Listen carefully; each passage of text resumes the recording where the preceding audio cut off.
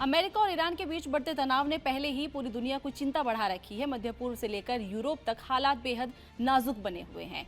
लेकिन इसी बीच अमेरिका ने अचानक एक ऐसा मोर्चा खोल दिया है और इस बार निशाने पर है क्यूबा।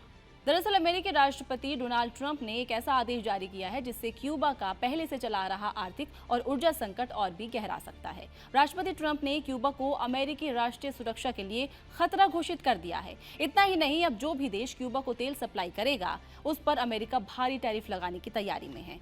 इस आदेश के तहत अमेरिका उन सभी देशों से आने वाले आयात पर अतिरिक्त शुल्क लगाएगा जो किसी भी तरह क्यूबा को तेल बेचते हैं, और ये आदेश international emergency economic power act यानी IEEPA के तहत जारी किया गया है।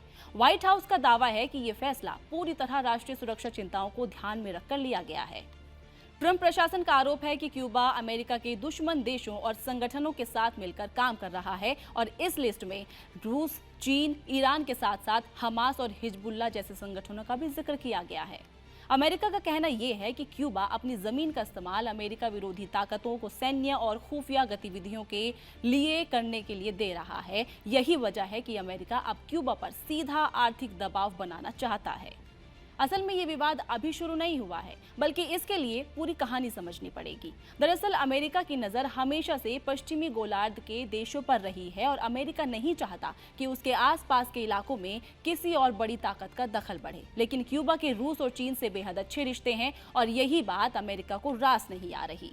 दिलचस्प बात यह है कि ट्रंप को रूस फिलहाल उतना बड़ा खतरा नहीं लगता जितना चीन से खतरा महसूस करते हैं, और ट्रंप की कोशिश है कि पश्चिमी गोलार्ध से चीन के प्रभाव को किसी भी कीमत पर खत्म किया जाए, और क्यूबा इस रणनीति में अमेरिका की राह का सबसे बड़ा रोड़ा बनता दिखाई दे रहा है।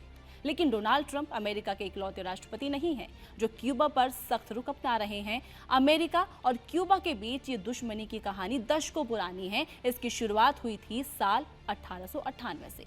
1898 में अमेरिका ने स्पेन को हराया था, जिसके बाद स्पेन ने क्यूबा पर अपने सभी दावे छोड़ दिए। 1902 में क्यूबा औपचारिक रूप से आजाद तो हुआ और टॉमस इस्ट्राडा पाल्मा देश के पहले राष्ट्रपति बने, लेकिन प्लाट संशोधन के कारण क्यूबा असल में अमेरिकी संरक्षण में ही रहा, और इस संशोधन के तहत अमेरिका को क्यूबा के आंतरिक मामलों में हस्तक्षेप करने का अधिकार मिल गया। कुछ ही सालों बाद राजनीतिक अस्थिरता बढ़ी, विद्रोह हुए। अमेरिकी सेना ने एक बार फिर क्यूबा में दखल दिया। साल 1933 में क्यूबा की सेना के अफसर फुल्गेंसिया बतिस्ता के नेतृत्व में तख्ता पलट हुआ। 1953 में फिदेल कास्त्रो ने बतिस्ता शासन के खिलाफ विद्रोह किया। हालांकि ये प्रयास तब असफल रहा, लेकिन असल मोड़ आया साल 1959 में। 1959 में फिदेल कास्त्रो ने अमेरिका समर्थित सरकार को क्यूबा से बाहर कर दिया। यहीं से अमेरिका और क्यूबा के बीच दुश्मनी की गहरी नींव पड़ी। शुरुआत में अमेरिका ने नई सरकार को मान्यता तो दे दी, लेकिन जब क्यूबा ने सोवियत संघ से नजदीकियां बढ़ाई तो अमेरिका नाराज हो गया। क्यूबा ने अमेरिका कंपनियों की संपत्ति अपने कब्जे में ले ली और अमेरिकी सामान पर भारी टैक्स लगा दिया। इसके जवाब में अमेरिका ने क्यूबा पर आर्थिक प्रतिबंध लगाना शुरू कर दिए। राष्ट्रपति जॉन एफ कैनेडी के दौर में इसे पूरी तरह आर्थिक प्रतिबंध का रूप दे दिया गया।